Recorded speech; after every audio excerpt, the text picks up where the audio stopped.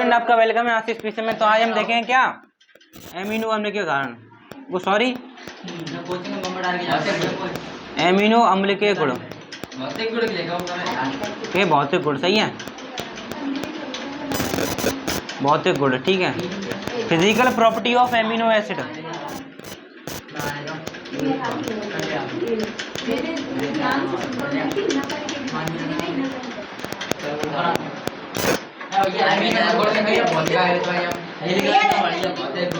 ठीक है।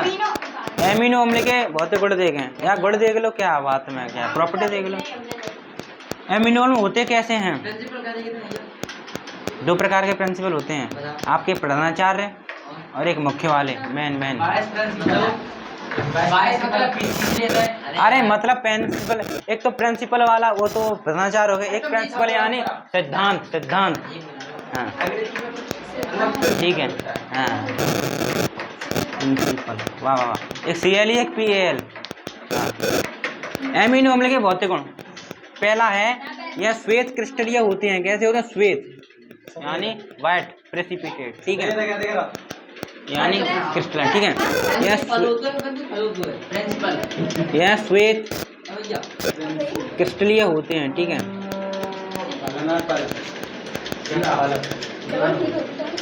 यह श्वेत क्रिस्टलीय होते हैं, ठीक है, मतलब ठोस की तरफ। Do you have a book? Where is my book? Note करना, इस प्रकार एरो लगा के लिख लेना, ठीक है। यह श्वेत क्रिस्टलीय ठोस होते हैं। दूसरा, पहला एमिनो अम्ल कौन सा है? कुछ नहीं, हो गया, मेरा तो हो गया। पहला एमिनो अम्ल कौन सा है?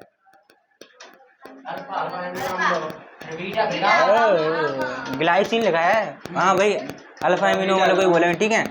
पहला अमीनो अम्ल कौन सा है? फर्स्ट एमिनो अम्ल। एमिनो अम्ल कौन सा है आपका? यही तो है, CH2 NH2 और CW, यही तो है आपका पहला अमीनो अम्ल। क्या नाम था? ग्लाइसिन। हाँ, इसी को छोड़ दो, इसको छोड़ दो। फर्स्ट एमिनो अम्ल आपका ये है, इसको छोड़कर सारे के सारे एमिनो अम्ल में असममित यानी किरेल कार्बन पाया जाता है। अब आपको किरेल कार्बन क्या होता है मैं लिख देता हूँ, फिर बताऊंगा क्या होता है, ठीक है। तीसरा है ग्लाइसिन को छोड़कर,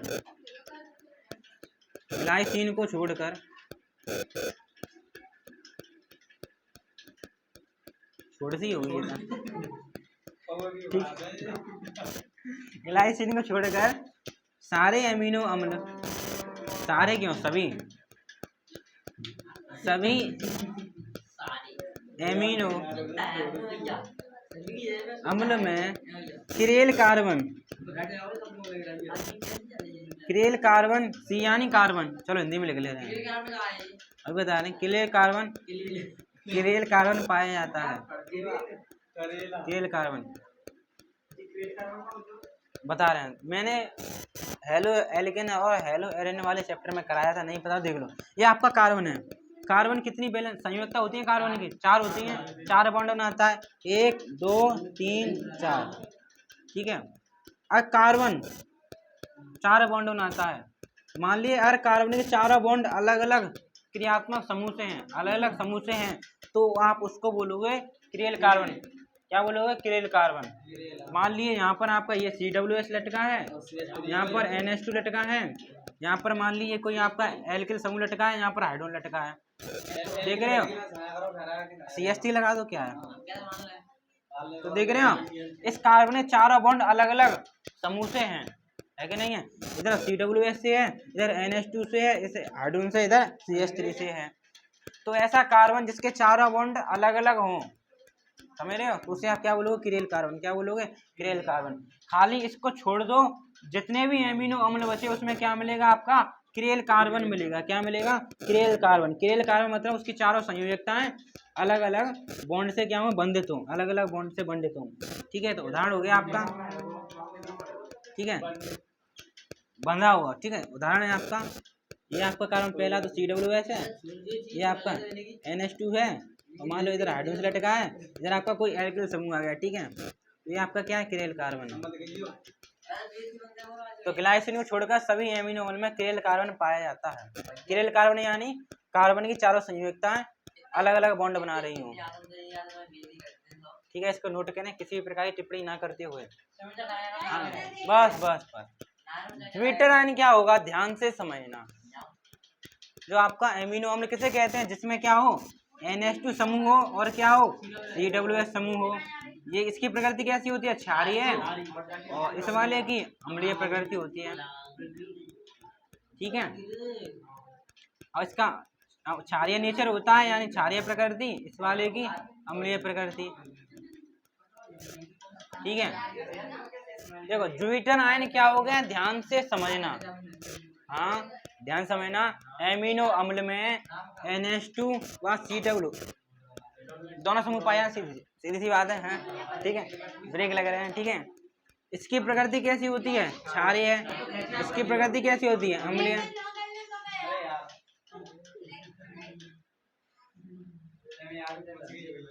क्या समझना, एमिनो अम्ल में जो दोनों समूह पाए जाते हैं, नहीं पाए जाते, पाए जाते हैं, तभी एमिनो अम्ल बनेगा।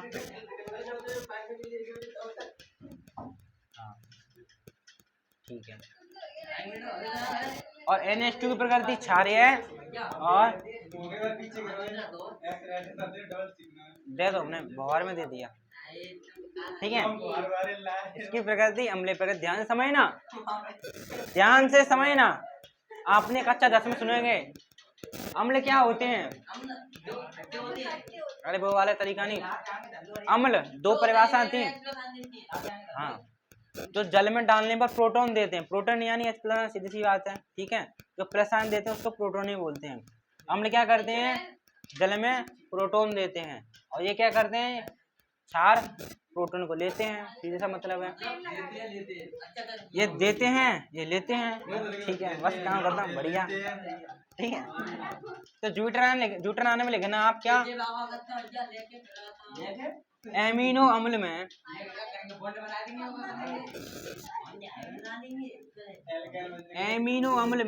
NH2 समूह क्षारीय तथा CWH समूह अम्लीय प्रकृति का होता है,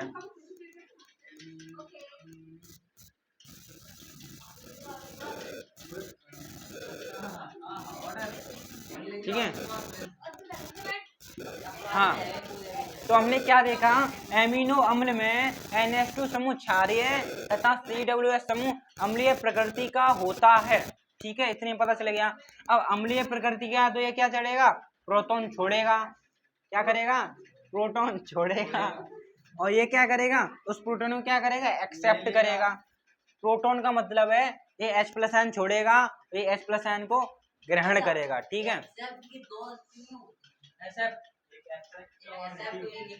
हाँ, ठीक है।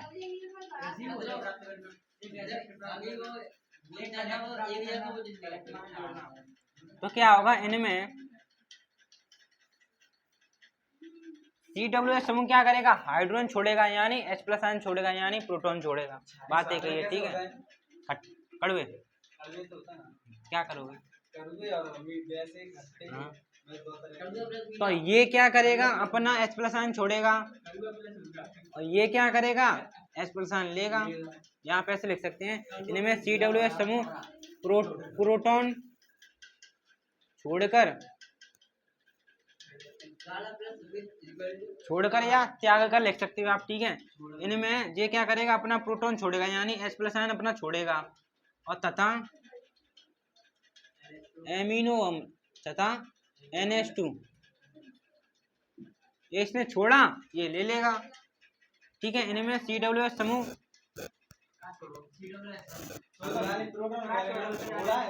प्रोटॉन छोड़कर तथा NH2 समूह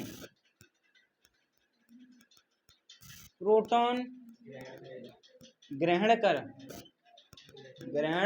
कर यानी लेकर, ध्यान समझना, अब देखना कैसे क्या होगा, देखना। अभी अभी अभी पूरी कर रहे हैं, रुको रुको रुको। इनमें CWH समूह प्रोटॉन छोड़कर तथा NH2 समूह प्रोटॉन ग्रहण कर क्या करेगा समझना,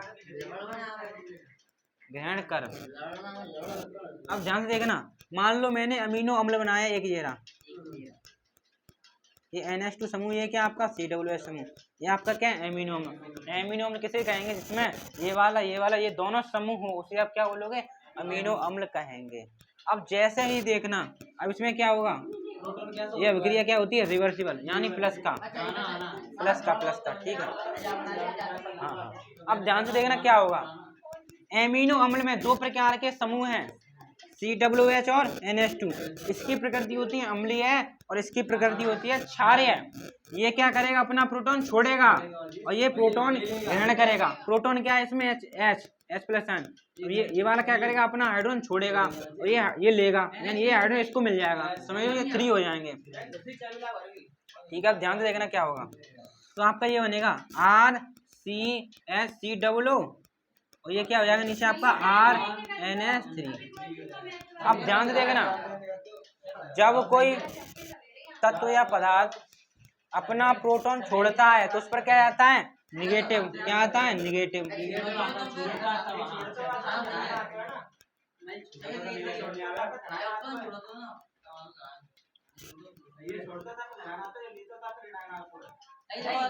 छोड़ो, तो इसने अपना H+ छोड़ दिया, इस पर निगेटिव हो गया, इसने ले लिया, इस पर क्या हो गया, पॉजिटिव हो गया। चलो ठीक है, सीधी सी बात, कोई दिक्कत नहीं है। तो इनमें CWH समूह प्रोटॉन छोड़कर तथा NH2 समूह प्रोटॉन ग्रहण करके एक कौन सी संरचना बनी, प्लस माइनस हो उसको क्या बोलते हैं, द्विध्रुवीय संरचना। प्लस माइनस हो तभी तो आपका द्विध्रुव बनता है। जैसे आपने देखा होगा HCl, इसमें क्या होता है, H पॉजिटिव, ये निगेटिव, ठीक है। तो ये कौन सी, इस संरचना को हम क्या बोलेंगे, द्विध्रुवीय संरचना, द्विध्रुवीय संरचना बोलेंगे, इसको क्या बोलेंगे, द्विध्रुवीय संरचना कहेंगे।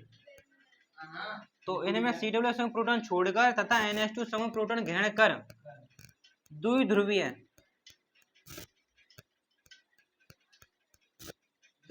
संरचना का निर्माण करते हैं, इसी में करते हैं, जिसे ज्विटर आयन कहते हैं। यही आपका क्या है, ज्विटर आयन, जिसे ज्विटर आयन, हाँ इसी को बोलेंगे, इसे ज्विटर आयन कहते हैं। ठीक है, यही आपका क्या है, ज्विटर आयन। यही आपकी जो द्विध्रुवीय संरचना है, ये क्या कहलाएगी, आपकी ज्विटर आयन कहलाएगी। तो हमने क्या देखा, एमिनो अम्ल में NH2 समूह क्षारीय तथा CWH समूह अम्लीय प्रकृति का होता है। तो इनमें आपका CWH समूह प्रोटॉन छोड़ेगा और NH2 समूह प्रोटॉन ग्रहण करेगा, जिससे द्विध्रुवीय संरचना का निर्माण होगा, जिसे हम क्या कहेंगे, ज्विटर आयन कहेंगे। हाँ, जो ज्विटर आयन है आपका एमिनो अम्ल की उभयधर्मी प्रकृति को दर्शाता है। उभयधर्मी प्रकृति का मतलब क्या होता है, अम्लीय प्रकृति भी और क्षारीय प्रकृति भी। ठीक है, इसमें दोनों है, अम्लीय और क्षारीय दोनों है। तो जो आपका ज्विटर आयन है, आप लिखना यह है एमिनो अम्ल की उभयधर्मी प्रकृति को दर्शाता है। उभयधर्मी प्रकृति, अरे यार तुम कहाँ घुसा रहे हो, रिएक्शन कर लेंगे, वो दर्शाता है। कोई दिक्कत नहीं, नीचे लिख लीजिए क्या है उसमें, पेपर में है। उभयधर्मी ज्विटर आयन क्या दर्शाता है, एमिनो अम्ल की उभयधर्मी प्रकृति को दर्शाता है, क्योंकि इसमें क्षार भी है और अम्लीय है। क्षार की तरह भी काम हो जाए और अम्ल की तरह भी काम हो जाए, तो उसको ही बोलते हैं उभयधर्मी। क्षार भी हो अम्ली भी हो, क्षार की तरह भी काम हो अम्ल की तरह भी काम हो, उसको बोलते हैं उभयधर्मी। दोनों तरह काम को हो रहा है इसलिए। ठीक है, बढ़िया एकदम, नोट करें। अब आप हेडिंग डालो समविभव, समविभव बिंदु क्या होता है बताओ। समविभव बिंदु।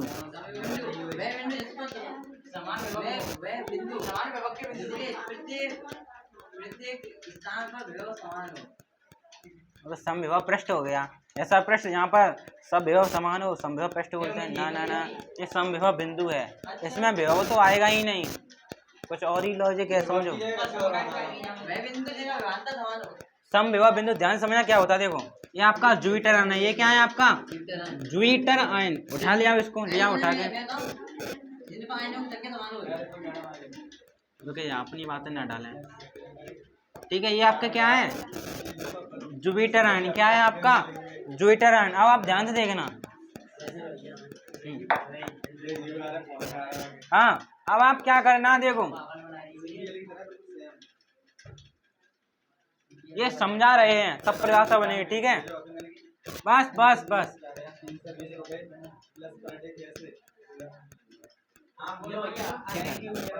ये आपका क्या है जुपिटर आयन।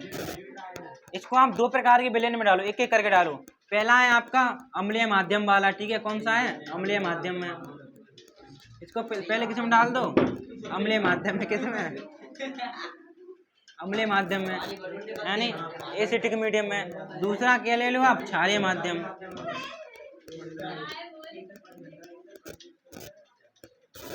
ठीक है, समझ लो, समझ गए तो लिख दोगे। आपने जुपिटर आयन लिया, इसको एक बार हम इसमें डालेंगे, एक बार इसमें डालेंगे, ठीक है। जब हम जुपिटर आयन को अम्लीय माध्यम में डालते हैं, ध्यान से देखना, अम्लीय माध्यम क्या देगा। हाँ अम्लीय माध्यम में क्या मिलेंगे आपको, H+ आयन मिलेंगे। अम्लीय माध्यम में क्या मिलेंगे, H+ आयन मिलेंगे, ठीक है। तो जैसे ही हमने इसको इसमें डाला तो जो अम्लीय माध्यम इसको क्या देगा, H+ आयन देगा, यानी इसको हाइड्रोजन देगा। तो क्या बनेगा आपका, ये बनेगा RCHCO। ये तो एच ऐसा ही रहेगा। इसको मिलते क्या, देखो ये ऐसा है, ऐसा ही रहेगा। अम्लीय माध्यम ने इसको ऐसे दिया, ना कि यहाँ से मिली, समझ रहे हो। आओ यहाँ से मिली, अम्लीय माध्यम से मिली। क्षारीय माध्यम में जो एच है वो छिनोड़ जाएगी, छिन जाएगी, समझ रहे हो। तो क्षारीय माध्यम में क्या होगा, जो H+ आयन वो हटे जाएगी, दूर निकल जाएगी। तो इसमें क्या बनेगा सिस्टम, RCH, ये तो CO नेगेटिव है, ये क्या हो जाएगा NH2। तो प्लस भी खत्म हो जाएगा, वो तो निकलेगी, सही है। H हाइड्रोजन निकल गया तो न्यूट्रल हो गया, ठीक है। तो ये कंडीशन बनी। अब ध्यान से देखना, अम्लीय माध्यम में डाला तो ये बना, क्षारीय माध्यम में डाला तो ये बना, ठीक है। इस पर कैसा आवेश है, अब पॉजिटिव, इस पर कैसा है निगेटिव। अब ध्यान से देखना, अब इसमें हम चलाएंगे क्या, करंट। क्या चलाएंगे, करंट, यानी बिजली, ठीक है। बिजली यानी विद्युत, ठीक है। तो जैसे इसको बिजली डालेंगे, करंट देंगे इसको, तो ये पॉजिटिव पार्ट कौन से टर्मिनल की ओर भगेगा, छोड़ना हटाओ। आपको पता है बैटरी में दो प्रकार के टर्मिनल होते हैं, एक होता है कैथोड और एक क्या होता है आपका एनोड। ये दो ही तो होते हैं, कैथोड और एनोड। आपने बैटरी देखी होगी, इसमें दो टर्मिनल होते हैं, कैथोड और एनोड। बैटरी हटा दी हमने, यहीं पे रखी थी। हाँ तो ये कैसी होगी आपकी, निगेटिव होगी, ये कैसी होगी आपकी, पॉजिटिव होगी, ठीक है। तो जैसे ही हम यहाँ को बिजली में डालेंगे, करंट देंगे, ठीक है, तो ये कहाँ पर बजेगा, ये कैथोड की तरफ, कैथोड इलेक्ट्रोड की तरफ बजेगा, ठीक है। कैथोड इलेक्ट्रोड की तरफ बजेगा, ये नेगेटिव तो कहाँ पर रहेगा, एनोड की तरफ, एनोड इलेक्ट्रोड की तरफ, एनोड इलेक्ट्रोड की तरफ, ठीक है। ठीक है, तो कहाँ जाएगा, ये एनोड की तरफ जाएगा, ये कैथोड की तरफ जाएगा। अब ध्यान से देखना क्या होगा, दोबारा सुन लो। आपका जुपिटर आयन था, जैसे ही हमने इसको अम्लीय माध्यम में डाला तो अम्लीय माध्यम से इसको H मिल गया, ये बन गया, ठीक है। जैसे ही हमने इसको क्षारीय माध्यम में डाला, इसको H छिन गया, तो आपका ये बन गया। ये कैसा है आपका, ये आपका कैसा है, धनायन है। ये कैसा है आपका, धनायन। ये आपका कैसा है, ऋणायन, ठीक है। तो जैसे इसमें करंट पास करेंगे तो ये कैथोड की ओर भगेगा, ठीक है। ये कहाँ पर भगेगा, एनोड की तरफ भगेगा, ठीक है। अब आपको क्या करना है, समविभव बिंदु क्या होगा। अब आपको क्या करना है, पीएच पैमाना सुना, ठीक है। अब आपको एक ऐसा पीएच मान लेना है किसका, एमिनो अम्ल का। आपको एक ऐसा फिक्स पीएच मान कर लेना है, क्या कर लेना है, वह पीएच मान, आपको एमिनो अम्ल का एक ऐसा पीएच मान कर लेना है, जैसे पीएच मान, जैसे ही आप एमिनो अम्ल का पीएच मान फिक्स कर लोगे, कर लिया आपने, पता नहीं, ठीक है ठीक है।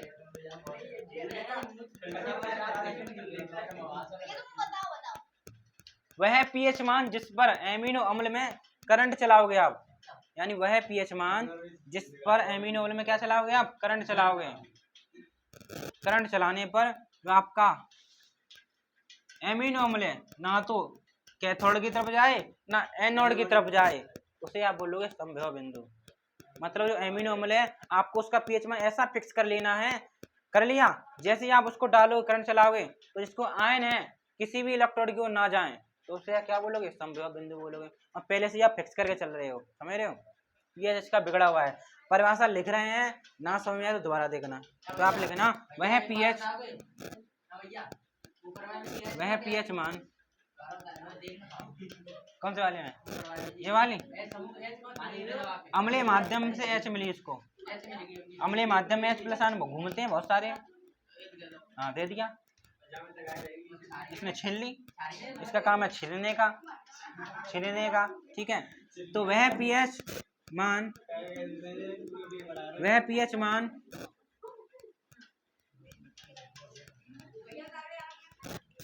जिस पर एमिनो अम्ल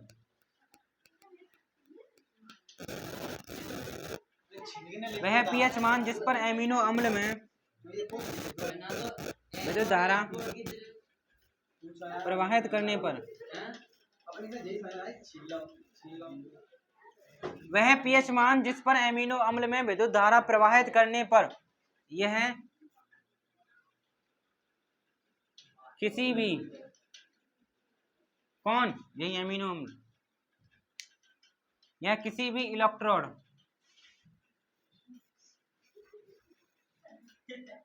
की तरफ गमन, यही आपका यही एमिनो अम्ल का ज्यूपिटर आयन, ठीक है। तो वह पीएच मान जिस पर एमिनो अम्ल में कौन सा अम्ल डाला जाता है,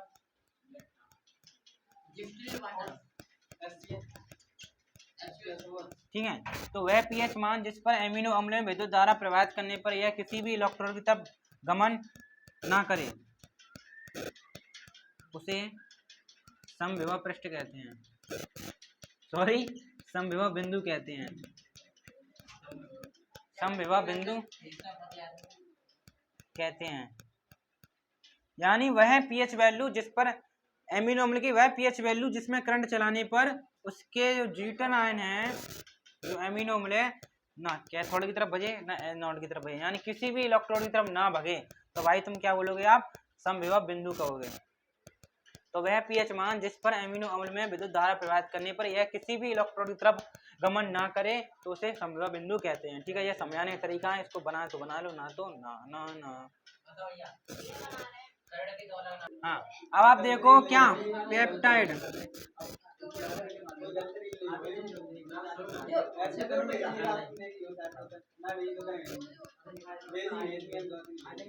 देखो पेप्टाइड बंद, पेप्टाइड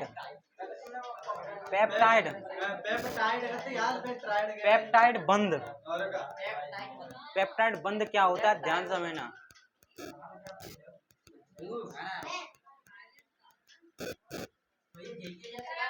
हाँ, पेप्टाइड बंद क्या होगा, दो एमिनो अम्ल ले लीजिए, दो एमिनो अम्ल के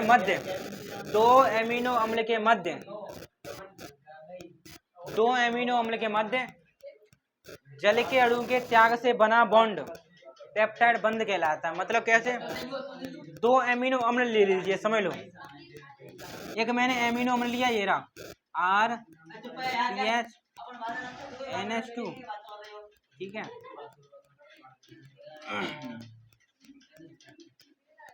हाँ ये हो गया आपका, ठीक है, ये आपका पहला अमीनो अम्ल हो गया, ठीक है। मैंने एक और ले लिया, दूसरा अमीनो अम्ल,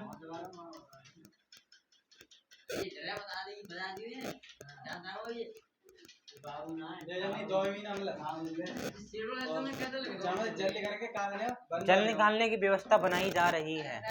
दोनों आपके एमिनो दोनों सेम है, दोनों सेम है, कुछ फर्क नहीं है। इसका NH2 समूह इसको यहाँ पर लिख दिया, HNH लिख दिया, ठीक है। तो ये भी अमीनो अम्ल है, ये भी क्या है आपका एमिनो अम्ल, ये भी क्या है आपका एमिनो अम्ल, ठीक है। दोनों एमिनो अम्ल है, आपको क्या करना है, दो एमिनो अम्ल के मध्य जल का अणु बाहर निकाल दो, ठीक है।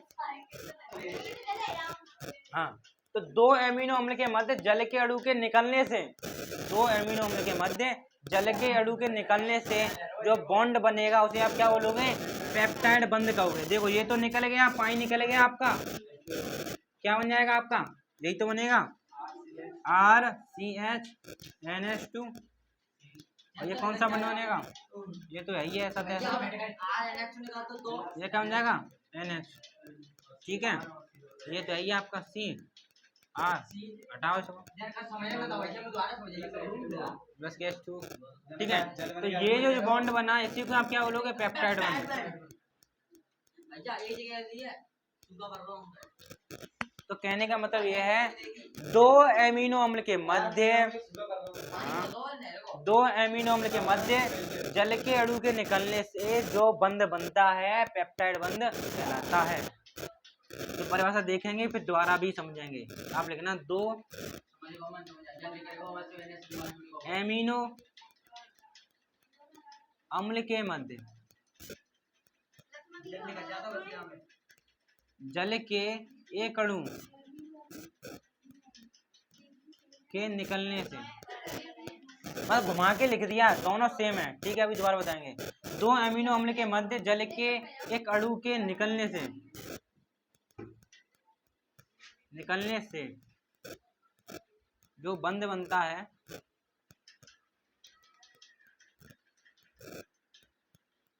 उसे पेप्टाइड बंध कहते हैं।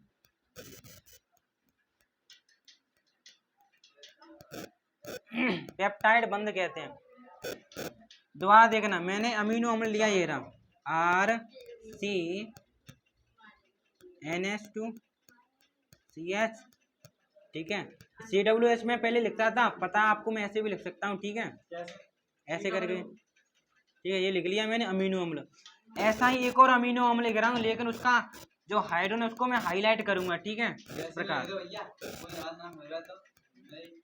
यहाँ पर हाइड्रोजन लगाऊं, ठीक है। ये दोनों के दोनों सेम है, लेकिन घुमा के लिख लिया है, ठीक है। दोनों एमिनो अम्ल है। अब क्या करना है, दोनों एमिनो अम्ल से एक जल का अणु आपको बाहर निकाल देना है।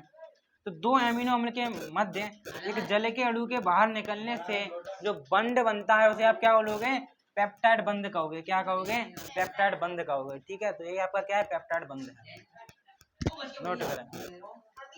आज के लिए इतना ही, थैंक यू, धन्यवाद।